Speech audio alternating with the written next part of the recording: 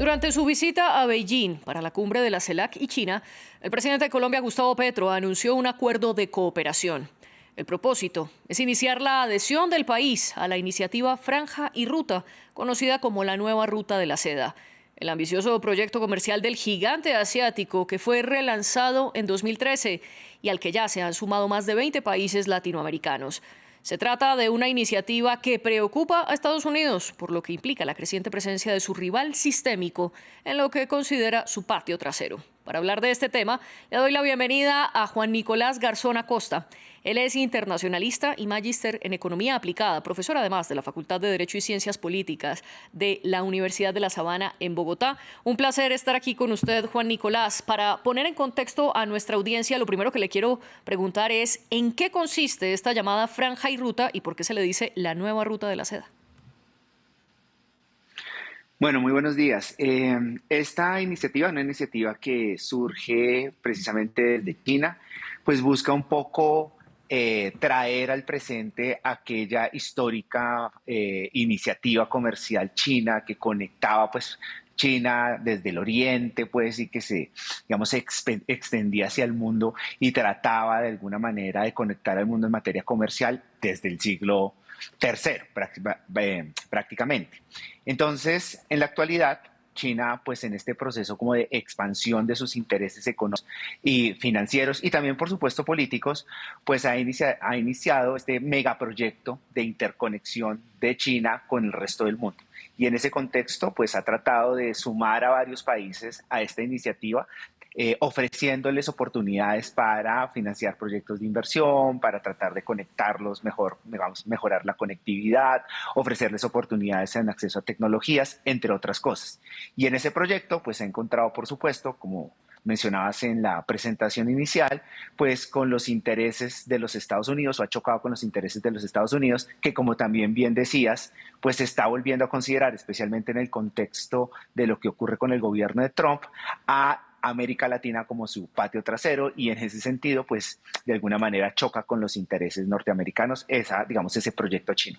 Y ahora hablemos concretamente del caso colombiano, porque Colombia es el tercer país de América con un mayor déficit comercial con China. Al respecto, el presidente colombiano Gustavo Petro justificó esta alianza comercial como una manera para reducir a un déficit cero ese desbalance. ¿Es cierto esto y cómo puede beneficiar o no a Colombia el hecho de incorporarse a la nueva ruta de la seda, que dicho sea de paso, este es apenas el primer momento, todavía no está dentro de ella?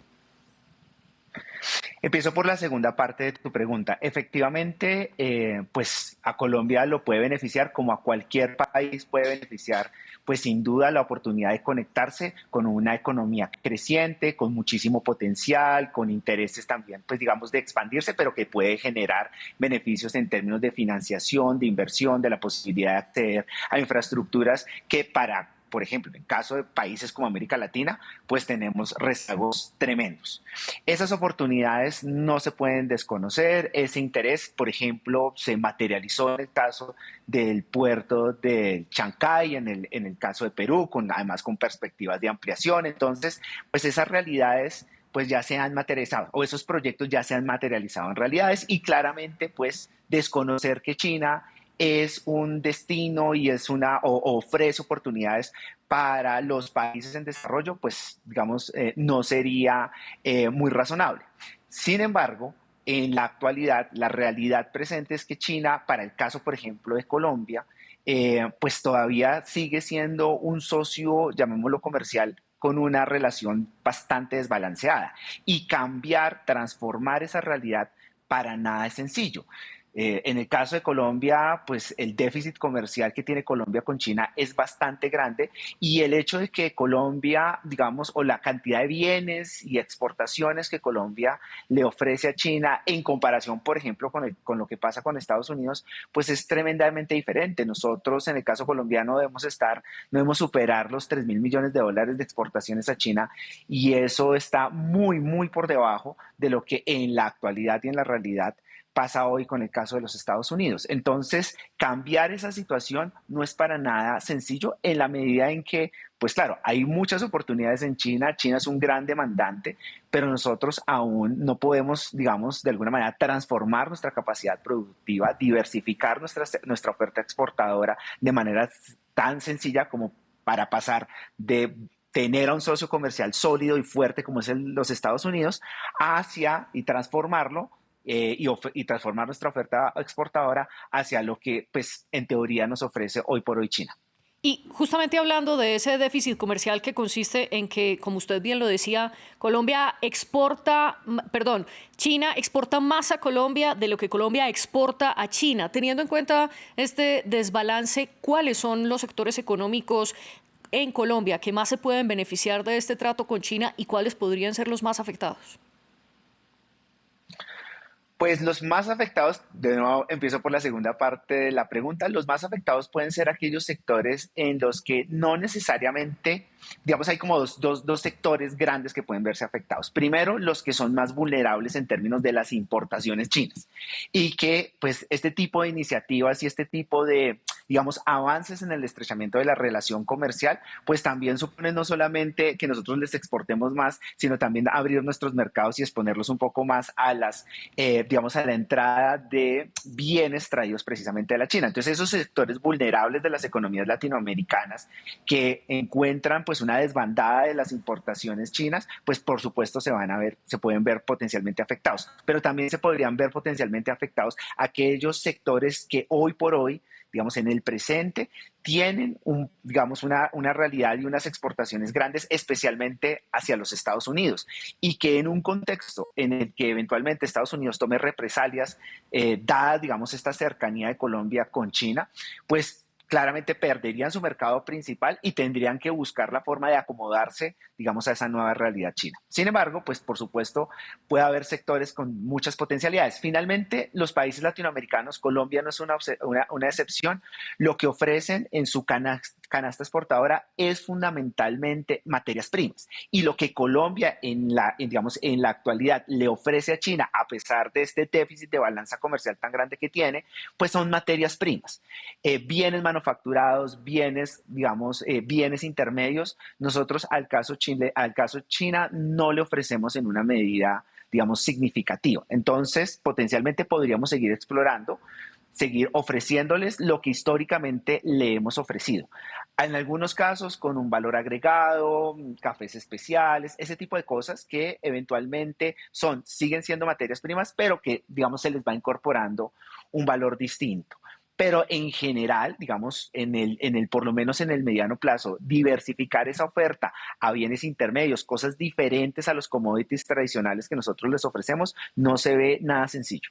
Y ahora hablemos de los impactos geopolíticos, sobre todo refiriéndonos a esa doctrina Monroe de hace más de 200 años con la que Estados Uh -huh. Unidos lideró la idea de América para los americanos, un poco para sacar la influencia en ese momento de los europeos, pero luego con los años se transformó y Estados Unidos convirtió esa política en que América Latina fuera su llamado patio trasero. Ahora ese patio trasero, ¿en qué queda con estos acuerdos de la nueva ruta de la seda y Colombia acercándose cada vez más a China?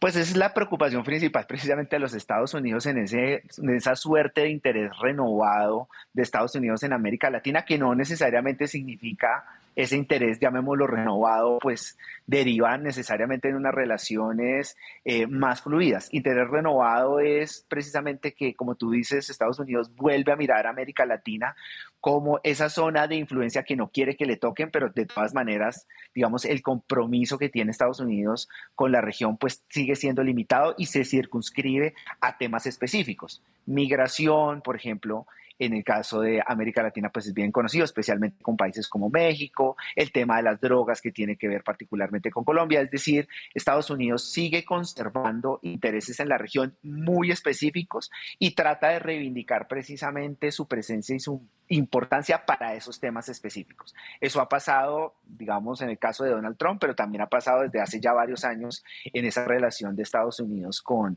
América Latina. Por supuesto, a Estados Unidos le resulta profundamente incómodo y poco, digamos, poco estratégico para sus intereses el hecho de que China encuentre en América Latina pues socios que eventualmente empiecen a mirarlo y empiecen a interesarse no solamente en los Sí. bienes que se pueden traer desde allí o como o entenderlo como destino de sus exportaciones, sino también como unos países que están muy interesados y muy ávidos de las inversiones en un montón de sectores. Y por Juan supuesto eso Nicolás, incomoda profundamente a los Estados Unidos, a China, perdón, a Estados discúlpeme, Unidos. lo interrumpo porque quiero hablar por último de esas consecuencias. Estados Unidos dijo que estaba dispuesto a dejarle de comprar rosas a Colombia para comprárselas a Ecuador y en vez de importar el café colombiano lo obtendría de Centroamérica en una especie de castigo por estas decisiones de Bogotá. ¿Cuáles podrían ser entonces las consecuencias de las relaciones entre Bogotá y Washington ante el acercamiento de Colombia a China? Pues las consecuencias pueden ser muy graves desde el punto de vista comercial. Ya les decía yo hace un momento que hoy por hoy en Colombia le exporta más o menos 12.000, 13.000 millones de dólares a Estados Unidos, muy distinto a los 2.000 o 3.000 dólares, 2.000 o 3.000 millones de dólares que se le ofrecen a China. Entonces, reemplazar ese mercado no es para nada sencillo y esos sectores que hoy en la actualidad le están apostando al mercado de los Estados Unidos y que lo tienen como destino principal no son fácilmente reemplazables.